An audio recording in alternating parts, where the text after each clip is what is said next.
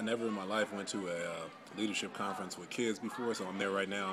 I'm in San Diego County, Palomar Mountain, with some eighth graders, seventh and eighth graders who are at a retreat. It's a leadership conference through the schools, public education, and they are asking a lot of great questions. I'm doing a workshop on character. What else?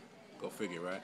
And they are asking a lot of questions about like what general character traits have to do with leadership. They don't see a connection, I think, naturally between a lot of the character traits that you might naturally associate with leadership. Things like motivation and tenacity and truthfulness and honesty and stuff like that. They value those things, but I think it's cool that they're asking these questions because they're asking about the why and the how. They want to know why it's relevant. They want to know how it's relevant. They want to know how they incorporate those things or how do they acquire.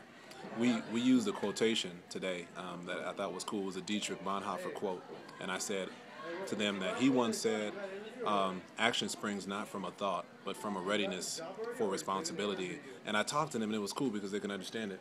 But I talked to them about the difference between having a thought, that's a good intention. We have lots of good intentions, but when a good intention actually becomes action, it's because you're ready to take responsibility for the thing that you want to see realized in the world. And so we used some examples, of course. We talked a little bit about Dr. King, but we also talked about, I told them about Dietrich Bonhoeffer. I told them his story and how he opposed Hitler and how he was hanged because of it, but he had counted that cost beforehand, and he was ready to pay that price.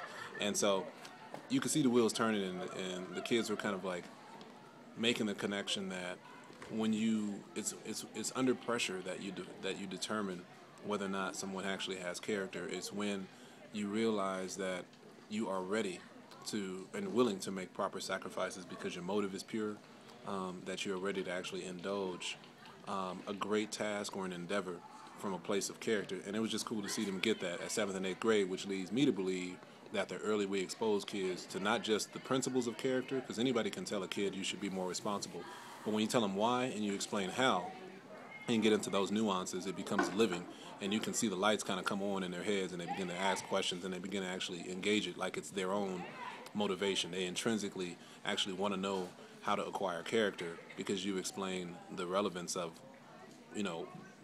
why it's relevant, and you've explained how it can be accomplished. There's nothing more discouraging for a young person than to be told what to do without being told how to do it.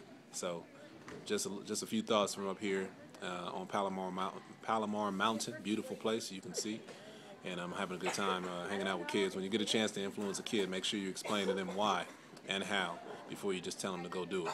All right, I'm Six Man, I'm out.